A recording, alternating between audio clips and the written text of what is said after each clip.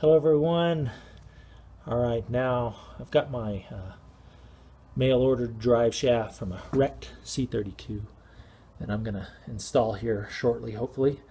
Everything seems to fit, line up, which is all good. That's what I wanted. Yeah, I just wanted to go over a couple quick things before I get going. I probably won't. There's not a lot of room or light under there to show everything, but so what I've got going on here is the new rear shaft, which is what I most desperately needed. I got a new rear flex disc, which is almost, if not the exact same size as the front one. One quick surprise though, off of this part number for the back one, the bolts slightly different than what came off.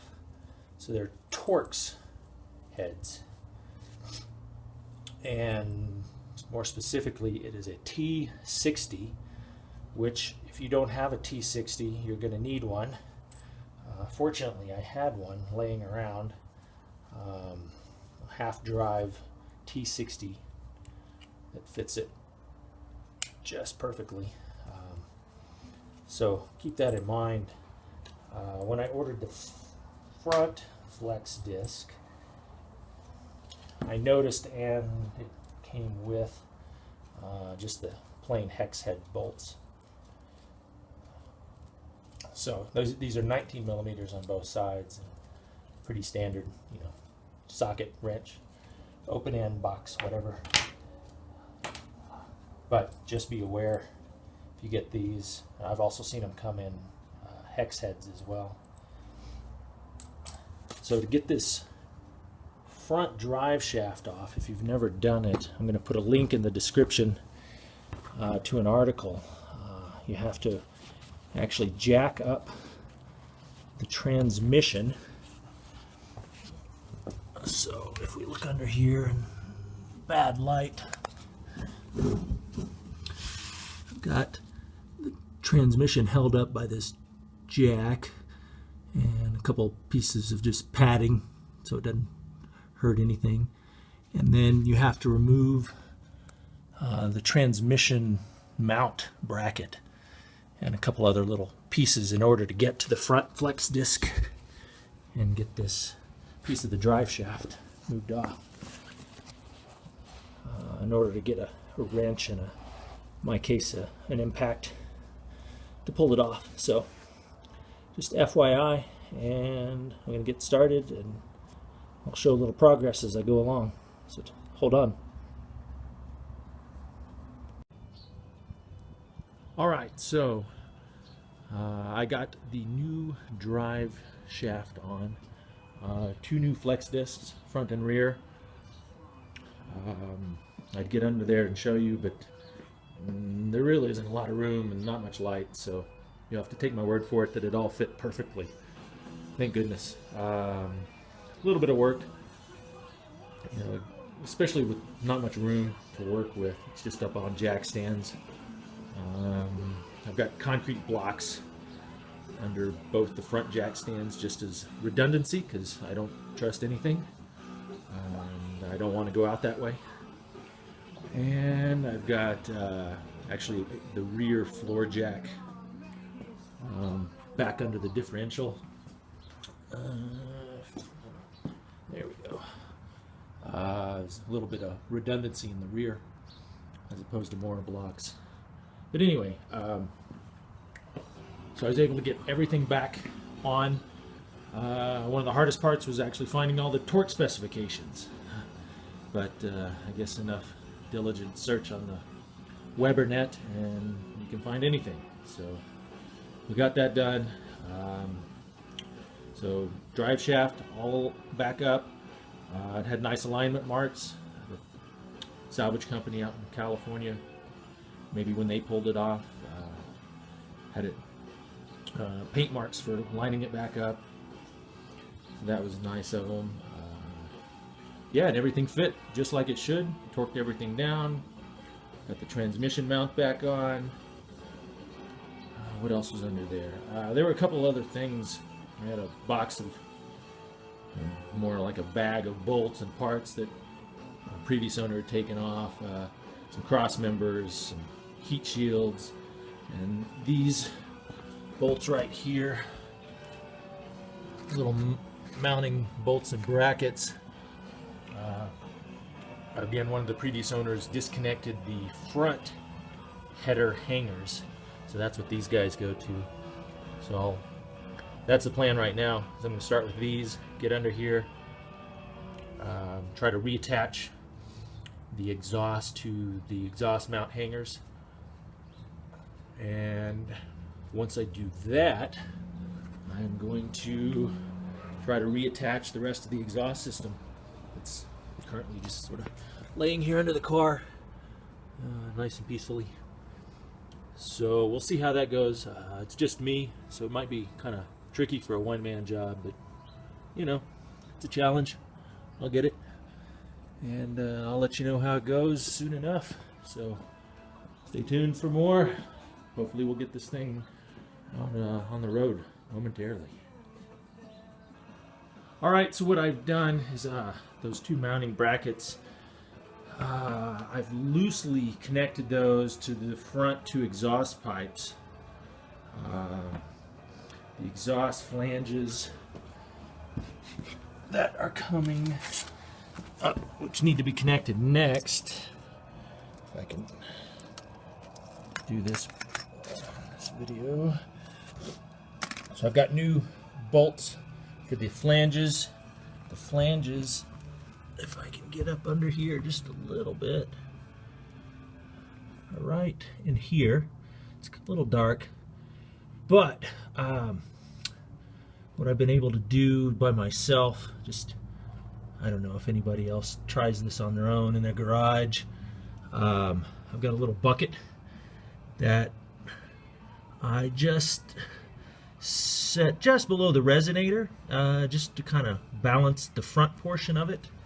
And at the back, I've got some tie downs, or actually one tie down hooked to the mounts to support the muffler, which just sort of allows me to use sort of a lever back here. You can see the tie downs just holding the rear end of the muffler, and then I could lift up the front end, the front part of the exhaust where I'm working on, set it on the bucket, and fortunately the passenger side connector of the Y is a little bit longer than the other side, so that side is ever so loosely connected there, and will allow me to put in the little spacer on the other side and then the bolts and connect it right up. So this should be should go pretty smoothly. So I'll report back in a minute. Thanks. Okay, so I've got the exhaust all hooked back up front to back. I was able to do it by myself, hang it and attach it. The only little hiccup I had was the exhaust flange bolts that connect the Y to the front pieces. This is one I pulled off, not very nice. I'm just going to replace them with some of these guys, but as you can see, I made a little mistake and got them a little too long, and the originals are threaded front to back.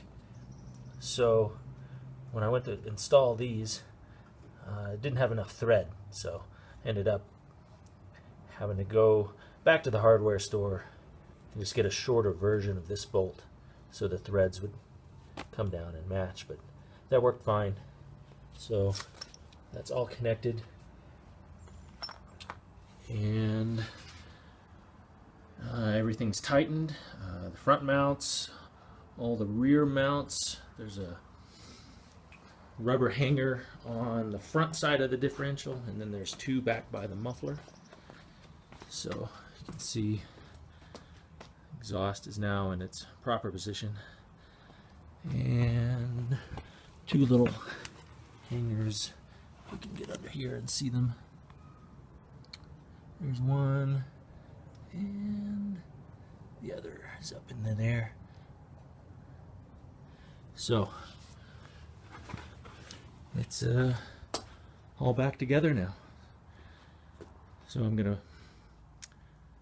pull the jack stands out, lower it down, start it up, and this will be the first time it's really been driven. So that'll be exciting. Hang on. All right, so we've got the car down off of the jack stands. Everything's cleaned out, everything's tightened up. I hope it should be ready to actually hit the road. Maybe not far, because I still want to go through the engine and a few other little things, maybe rear end alignment if I can swing it. I just need to make sure everything is as good as it can be. So this is the rear end.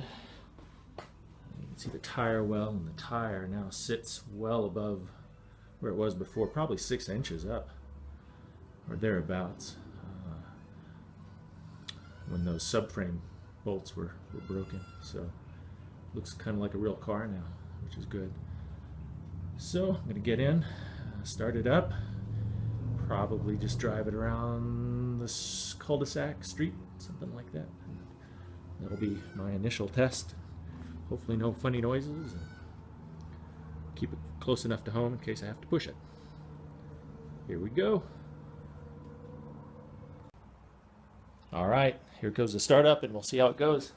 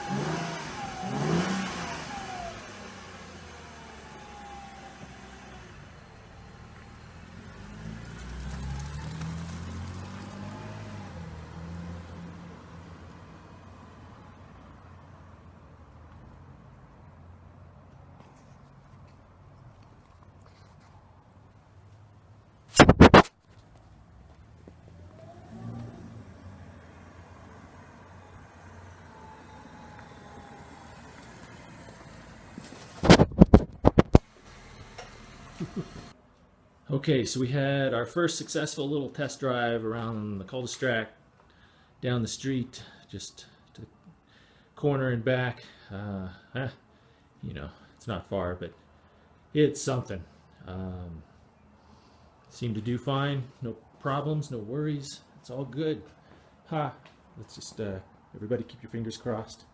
So, out in the daylight again. Get a little bit better shot on this side. And there it is.